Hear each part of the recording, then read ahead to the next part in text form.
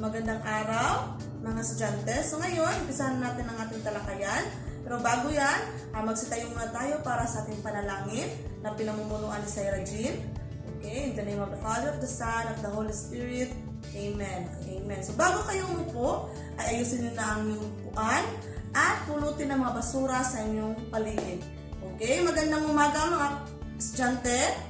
Okay, magandang umaga. So ngayon, bago natin simulan ang lahat, ay pumunta muna tayo sa ating attendance na sino ba ang lumiban sa ating klase ngayon? Okay, magaling. Lahat ay nandito at walang lumiban. So, mga paalala lamang ay malapit na ang ating ikatlong markahan ngayong January 27. So, kailangan kayo ay nakapag-aral na at may isagot kayo sa ating pagsusulit. So, ngayon, bago ko mag-umpisa sa ating paksa, ay tatalakayin muna natin kung ano ba ang ating pinag-aralan kahapon. So ano ba ang ating pinag-aralan kahapon? Yes, Maylin? Okay, magaling. Ang ating pinag-aralan kahapon ayon kay Maylin ay tungkol sa pribadong sektor. Ano ba ang ginagampanan ng pribadong sektor? Yes, Jaira. Okay, very good, magaling. Naiintindihan niyo talaga kung ano ang tinalakay natin kahapon. So ngayon ay pumunta tayo sa ating bagong paksa na kung saan ay mas maunawaan natin kung ano ang kahalagahan ng sektor, ng mga sektor ng ating ekonomiya. So dito isa sa mga sektor na ating pag-aaralan ngayon ay tungkol sa isang mahalagang sektor na isa sa pangunahing sektor ng ating bansa. So may ipapakita kong larawan. Ito. So ano ba ang iyong nakikita sa larawan? Yes, Deborah, isang logo ng Departamento ng Agriculture. Ano ba ang ginagampanan ng Departamento ng Agrikultura sa ating ekonomiya? Yes, Ronly. Okay, magaling. Ang Departamento ng Agrikultura ay tumutulong sa mga magsasaka at nagpo-provide ng mga pinansyal para matugunan ang ating pangangailangan ng isang magsasaka o sa isang agrikultura. Ano naman itong pangalawang larawan na aking pinapakita? Okay, larawan ng isang mangingisda na kung saan isa sa mga bahagi ng ating agrikultura. Magaling, kayo ay may naunawaan sa mga larawan na aking ipinapakita. So ngayon, dumako tayo sa ating paksa. Ano ba ang ating paksa ngayon? Yes, sektor ng agrikultura. So ngayon, ay atin na umpisahan ang ating talakayan. So ano ba, ang ating talakayan ngayon ay isa sa mahalagang sektor ng ating ekonomiya. So ano ba ang ating talakayan ngayon? Yes, magaling. Ang sektor ng agrikultura. So ano ang bahagi na ginagampanan ng sektor ng agrikultura sa ating ekonomiya? Yes, Maylin? Okay, magaling. Malaki ang ginagampanan ng sektor ng agrikultura sa ating ekonomiya dahil ito ang tumutugon sa ating mga pangangailangan. Paano ba nakakatulong ang agrikultura sa pagtugon ng pangangailangan ng ating ekonomiya? Yes, sa pagbibigay ng mga trabaho ng mga tao sa mga bawat Pilipino. Ito yung pangunahing trabaho ng bawat Pilipino dito sa ating bansa. So may isa pang katanungan, bakit ba tinatawag na backbone ng ekonomiya ang agrikultura? Yes, Deborah? Okay, magaling. Tama. Ang tinatawag na backbone ng ekonomiya ang agrikultura dahil ito ang tumutugon at nagbibigay ng ating mga pangunahing pangangailangan at dito rin kumukuha ng hanap buhay ang maraming Pilipino. So para mas maunawaan natin ang ating talakayan ngayon, ay umpisahan muna natin sa ating layunin. Ano ba ang ating layunin sa talakayan ngayon? Ang layunin ay sa pagtatapos ng aralin ito, inaasahan ng mga mag-aaral na matamo ang mga sumusunod. Ang una ay ang matukoy ang mga bahaging binubuo sa sektor ng agrikultura sa ekonomiya. Pangalawa, may paliwanag ang suliraning hinaharap ng sektor ng agrikultura. Pangatlo ay may pahayag ng mga mag-aaral ang sariling pananaw tungkol sa kahalagahan ng agrikultura. So naunawaan ba natin ang ating layunin ngayon? Okay, so ngayon, proceed tayo sa grapiko. Ang grapiko natin ay nagbibigay ng buod ng ating talakayan ngayon. So sa gitna ay may agrikultura na kung saan ang ating paksa ngayon na may 4 na sektor kung saan may pangingisda, paggugubat, paghahayupan at pagsasaka. So ang paghahayupan ay may 2 bahagi. Ito ang poultry at ang livestock. Habang ang pangingisda naman ay may 3 bahagi, ang municipal, commercial at aquaculture. So ngayon ay naunawaan natin ang nilalaman ng ating paksa. So pumunta muna tayo sa kahalagahan ng agrikultura sa ating ekonomiya.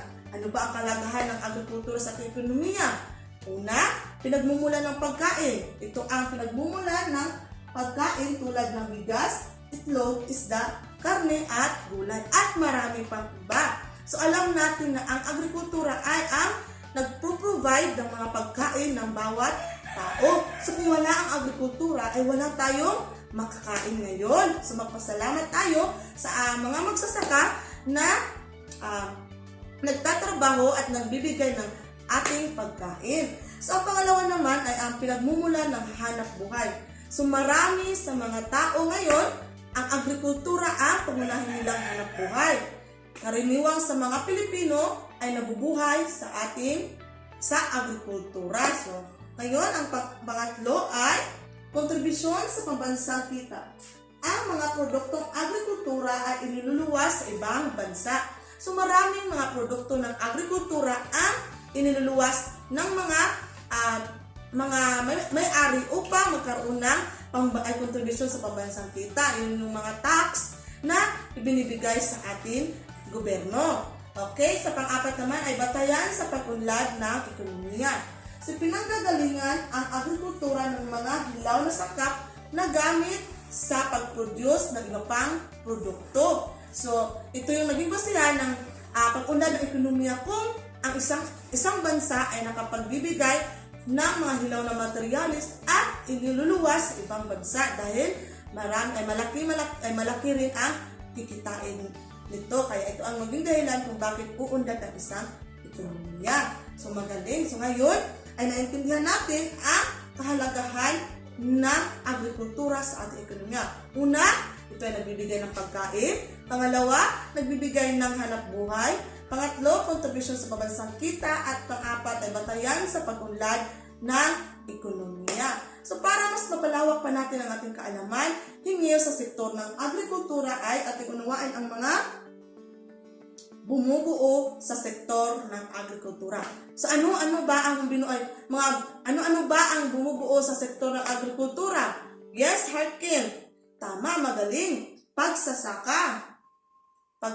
So nakikita niyo sa larawan, yung mga magsasaka na nagtatanim ng palay, na kung saan ang palay ang ating pangunahing pagkain, ang bigas. So ano pa ang mga sektor na bumubuo sa sektor ng agrikultura? Yes, Deborah? Yes, pangingisda. So mahalaga rin ang pangingisda sa ating agrikultura. Ito yung pangalawang pangunahing trabaho ng mga mamamayan o ng mga Pilipino, ang pangingisda.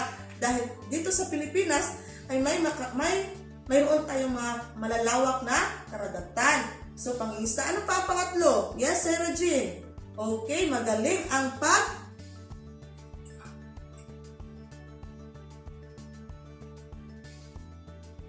Okay, so bago tayo pumunta sa isang sektor pa, ay dito tayo sa tatlong bahagi ng pangingisda. Ang aquaculture, municipal at commercial. Yung aquaculture ay yun yung mga isda na kung saan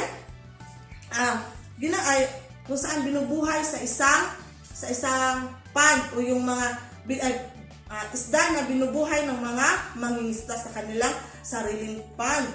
Okay, so ngayon ay alamin natin ang tatlong sektor na binubuo sa pangingisda. So ito may tatlong sektor na binubuo sa pangingisda.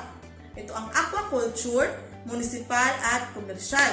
So ano ba ang pagkakaibahan ng tatlo? So ang commercial ay yun yung mga pangingisda ang tawag sa kung saan ang gamit sa bangka ay may bigat na higit sa 3 gross tons o GT na yung ang bangka ay hindi gaanong kalaki, kumbaga. So then ang municipal naman na pangingisda naman ang tawag sa pangingisda kung saan ang bangkang gamit ay mahigit na hanggang 3 gross tons o mas mabigat pa sa komersyal na bangka na ginagamit. Yung mga roro o yung mga malaking bangka, yun yung ang municipal. Habang yung mga simpleng bangka lang, yung mga maliliit na bangka, yun yung tinatawag na komersyal na pangingisda. At sa aquaculture naman, ay yun yung tinatawag na kontroladong produksyon o yun yung mga isda na binubuhay ng mga mangingisda sa kanilang sariling lugar.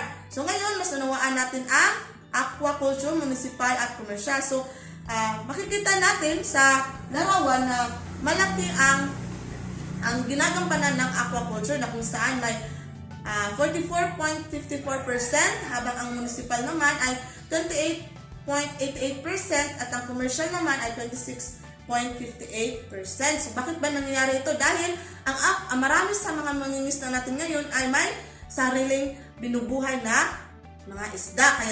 Kaya dito nakikita natin na mas malaki ang aquaculture kaysa sa municipal at commercial. So dumako naman tayo sa pangatlong sektor na binubuo ng agrikultura. Ano yon? Yes, Ronly, tama, magaling. Ang paghahayupan. So may dalawang bahagi ng paghahayupan. Ito yung livestock na kung saan nabibilang ang pagbabaka, pagkakambing, or yung iba-iba pang mga hayop na katulad ng baka at kambing ang binubuhay. Habang ang pangalawang paghahayupan naman ay ang poultry o yun yung pagbubuhay ng mga manok at itik o yung pagbibenta ng mga itlog ng manok at itik. So, yun yung dalawang bahagi ng paghahayupan. Ang livestock na binubuo ng pagbabaka at pagkakanding, habang ang poultry naman ay binubuo ng mga itik at mga manok. So, sa pang-apat na sektor ng agrikultura, yes, Maylin. Okay, magaling ang paggugubat. So, ano ba ang paggugubat? Ito yung mga nagbibigay ng mga hilaw na sangkap o yung mga kahoy na pinuputol upang gawing kasangkapan. Yun ang paggugubat. So, marami iyan dito sa ating bansa dahil tayo ay may malawak ring mga kakahuyan. So ngayon, mas naunawaan natin ang apat na sektor ng agrikultura. Ano iyon? Yes, ang pangingisda, pagsasaka, paggugubat at ang paghahayupan. So magaling, naunawaan nyo ng mabuti kung ano ang bumubuo sa sektor ng agrikultura. So dumako naman tayo sa produksyon ng mga produktong agrikultural. So ito yung makikita natin kung gaano ba kahalaga ang produktong agrikultura sa ating ekonomiya. So sa subsektor, mayroon tayong pagsasaka, pangingisda, pagmamanukan, paghahayupan. So sa bahagdan naman ay nangunguna ang pagsasaka na kung saan mayroong 51.79% na nagkakahalagang 375.1 billion pesos. Habang sa pangingisda naman nasa kalawang bahagi na may bahagdang 18.10% na may halagang 123.8 billion pesos. At sa pangatlo naman ang pagmamanukan na may bahagdang 14.58% na may halagang 86.4 billion pesos. At sa pang-apat naman ay ang paghayupan na may bahagdang 53% na may halagang 111.8 billion pesos na kung saan ay may kabuuang halaga na 697.2 billion pesos. So makikita natin na may malaking ambag ang agrikultura sa ating ekonomiya. So kumbaga, bilyon ang pinapasok na pera ng agrikultura sa ating bansa kung ito lamang ay nagagamit o napoproduce ng maayos. So, bago ang lahat, dumako naman tayo sa mga suliranin sa sektor ng agrikultura. So marami rin ang kinakaharap ng sektor ng agrikultura, lalo na sa mga suliranin sa ating ekonomiya. Una na dito ay ito yung mga larawan na kinakaharap, yung mga larawan na mga sanhi ng mga suliranin ng sektor ng agrikultura. Meron tayong na nagsusunog, kung sa tagtuyot, mga bagyo, kakulangan ng financial o kakulangan ng pera para masustentuhan ang pag-agrikultura at ang kakulangan ng infrastruktura ng ating bansa. So kakulangan ng mga kalsada upang ma-deliver ng maayos ang mga produkto. So, ito yung mga suliranin na kinakaharap ng ating agrikultura. Ito ang una, ang polusyon at pagkasira ng kalikasan. So ang paninira at hindi wastong pagkatas ng mga likas na yaman at pag-aabuso sa kapaligiran. So yun yung mga katulad ng kaingin o yun yung mga pagbaha, yung pagkasira ng ating kalikasan, yung pagsusunog ng mga plastic, ayun yung dahilan kung bakit nasisira ang ating kalikasan. At minsan din na kung saan hindi tayo makakaproduce ng maayos na mga pananim or makaproduce na maayos na mga kasangkapan. So, ang kalawa naman ay ang kakulangan sa kapital na dahilan ng pagkalugi o pagkaliit ng lupang pansakahan ng mga magsasakang nabaon sa pagkautang. So, ito rin ang dahilan kung bakit ang mga magsasaka ngayon ay binibenta ang kanilang mga lupa upang magkaroon ng pera dahil sa kakulangan ng kapital ay nalulugi ang mga magsasaka na mas malaki ang utang na kanilang nakukuha kaysa sa kapital ay sa kanilang income na nakukuha. Kaya dapat ito ay matugunan ng gobyerno. Ano pa? Ang kakulangan ng infrastruktura o yung mga kalsada o mga bahay, imbakan ng mga produkto. Kakulangan ng mga farm to market road upang madaling madala ang mga produkto sa pamilihan. So, yung mga kalsada na kung saan hindi maayos kaya naging dahilan ng pagkalanta ng mga gulay o yung mga pananim. So, dapat din itong matugunan. Then, ang pang-apat ay ang paghamon dulot ng salik ng panahon o yung pabago-bago ng ating panahon. Kaya ito ang malimit na pagdating ng bagyo, gayon din ang pagkaroon ng El Nino at La Nina, yung tagtuyot at ang tag-ulan. So, ito yung naging dahilan kung bakit hindi maayos na nakaproduce ng mga pananim ang mga magsasaka, ang pabago-bagong panahon. So, ito rin ay ang kawalan ng interes ng kabataan sa mga gawaing agrikultura. So, marami sa mga kabataan ngayon na hindi na sanay sa pag-agrikultura o hindi na gusto ang pag-agrikultura. So, nakasaan dito na average 57 taong gulang ang mga magsasaka sa bansa. So, nakikita natin ang matatanda ng ating mga magsasaka. Kaya dapat may mga kabataan din na marunong magsasaka upang magkaroon ng sa susunod na henerasyon ay hindi mawawala ang agrikultura. So, magiging malaking banta ito sa ating seguridad sa pagkain ng Pilipinas.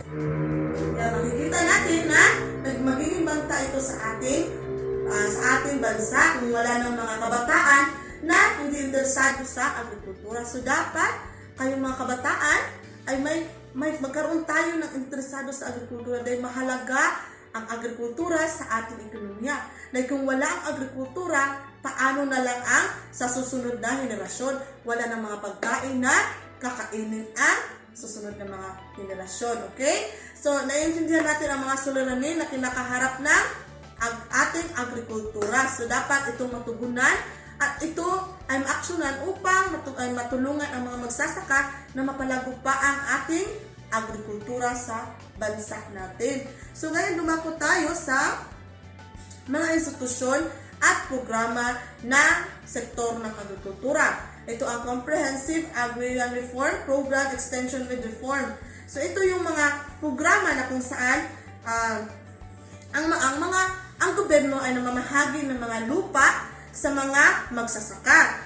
So, ito rin ang pagsulong ng pagpapaunlad ng mga rural na pamayanan. So, katulad dito sa atin, na tayo ay nabibilang sa rural, ay tinutulungan ng mga gobyerno ang mga magsasaka dito na mapalago pa ang ating agrikultura. So, makikita naman natin na sa ating paligid ay may marami pang mga tanim na ating inaangkat o ating pinagbibili. So, dito ay pinamumunuan ito ni Pangulong Corazon C. Aquino noong 2009 sa bisa ng RA 9700. So, ito yung isa itong programa na tumutugon sa pangangailangan ng ating mga magsasaka, katulad ng mga magsasaka na nasa mga bukid. Okay? Ang Agricultural Pinoy o Agri-Pinoy. Ito yung programa na sinusulong ni Pangulong Benigno S. Aquino III noong 2011 hanggang 2016. Ito yung sa pagligtas at sapat at ligtas at abot kayang pagkain para sa lahat. Ito yung mga layunin ng agrikulturang Pinoy o Agri-Pinoy. So ito yung lakas kayang paggamit ng mga likas na yaman, mahusay na pangangasiwa sa mga likas na yaman at tag-unlad sa antas ng pamahalaang lokal. So ito yung mga layunin ng agrikulturang Pinoy na sinusulong ni Benigno Aquino na nung nakaraang Pangulo ng ating bansa. So nagbibigay ito ng kaunlaran sa lokal na pangbansa dito sa ating kumbaga ito yung tumutugon sa mga pangangailangan rin ng mga magsasaka at ng mga lokal na mga tao. Then dito naman sa pangatlo, ang Community Livelihood Assistance Special Program o ang CLAPS na lumulutas sa kahirapan at mapabuti ang antas ng kabuhayan sa mga agrikultural na pamayanan sa pamamagitan ng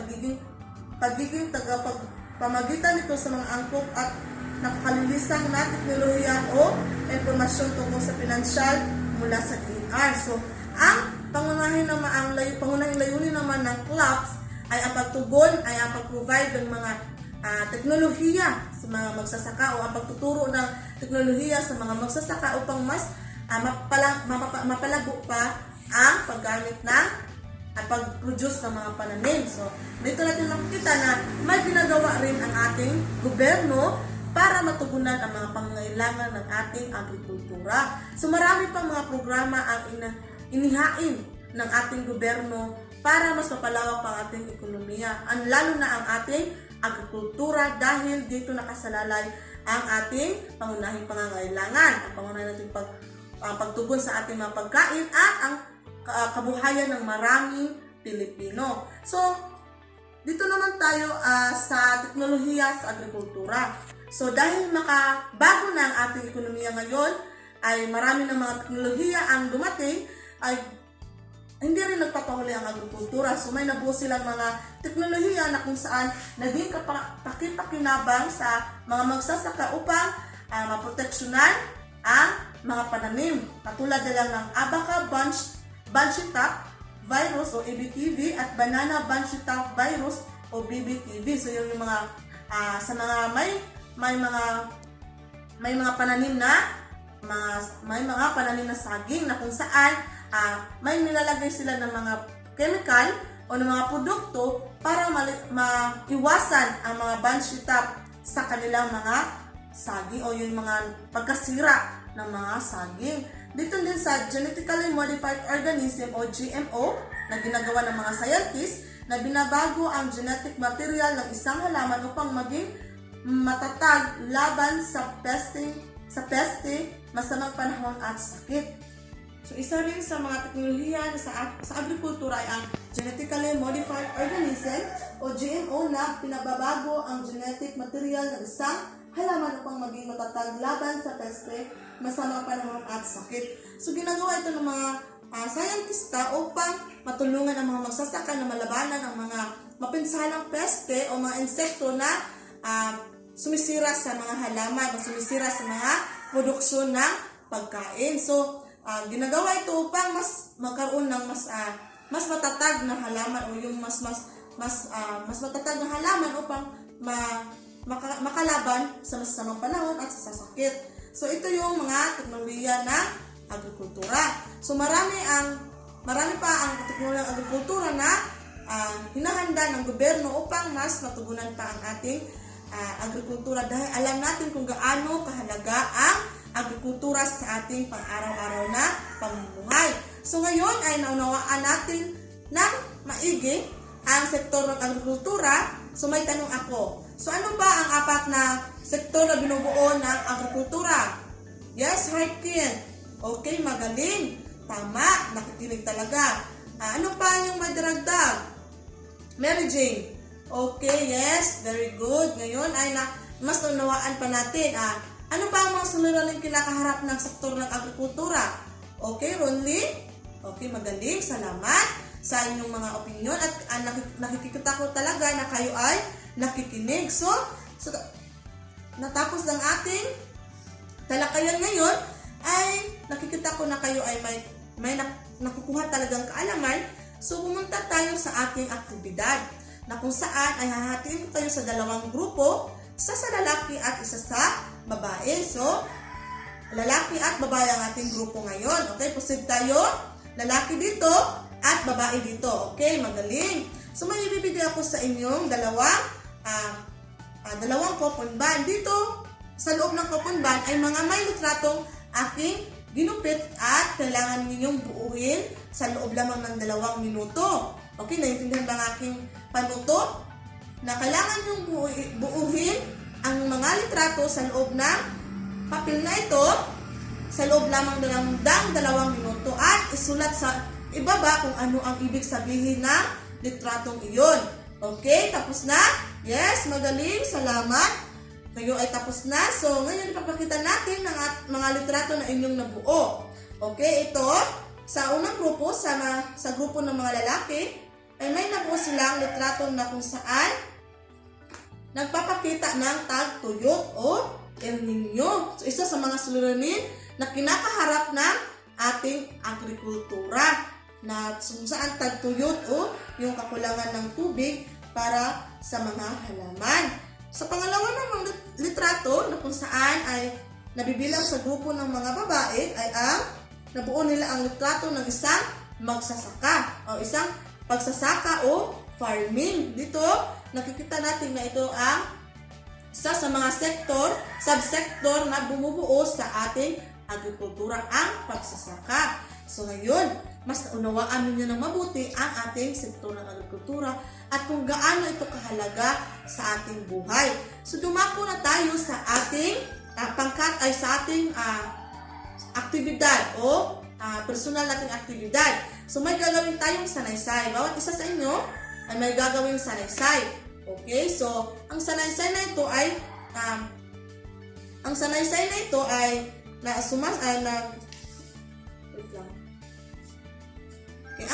na ito ay kailangan yung sagutan sa isang buong papel, ang mga tanong na ito na unang tanong, ano ang iyong natutunan sa aralin ito? So sa inyong sanaysay, ay ilagay ninyo ang unang tanong, ano ang natutunan ninyo sa aralin ito? May natutunan ba? Okay, magaling. So pangalawa naman ay ang ano-ano ang mga impluwensya ng agrikultura sa ating buhay ngayon. So alam ko na kayo ay may mga pamilya ba or papa ba natin na isang magsasaka is ano ang impluwensya nito sa ating buhay? Ito ba ay nakakatulong? Ito ba ay nagbibigay ng ating pangunahing pangangailangan? So ilagay niyo dyan ang impluwensya ng agrikultura sa ating buhay o sa inyong buhay. Okay? Naunawaan ba ang mga tanong? Okay, magaling. Salamat. So, sagutan ninyo at ipasa pagkatapos. Okay? Yes. So, ngayon ay tapos na tayo sa ating aralin. At alam ko kayo ay may naunawaan. Dito dumako tayo sa ating takdang aralin na kung saan ay ilagay sa isang long coupon band na magsulat kayo ng mga produkto ng agrikultura na makikita lamang dito sa Pilipinas. Yung mga produkto na naging dahilan ng mga hanap buhay ng ating mga Pilipino. So, i-drawing ninyo, iguhit ninyo sa isang coupon band at lagyan ng mga colors. Kung saan, maging creative kayo sa inyong takdang aralin, okay? So, ilagay ninyo at ipasa sa akin bukas sa takdang aralin kung saan gagawin sa bahay. Hindi gagawin dito sa paaralan, okay? So, sa isang coupon band, long coupon band ilagay, okay? Magaling, naunawaan ba ang takdang aralin? Okay, so ngayon, tayo ay tapos na sa ating talakayan at alam kong kayo ay may naunawaan at ito yung magagamit ninyo sa inyong pang-araw-araw na pamumuhay. So, salamat at paalam sa inyo.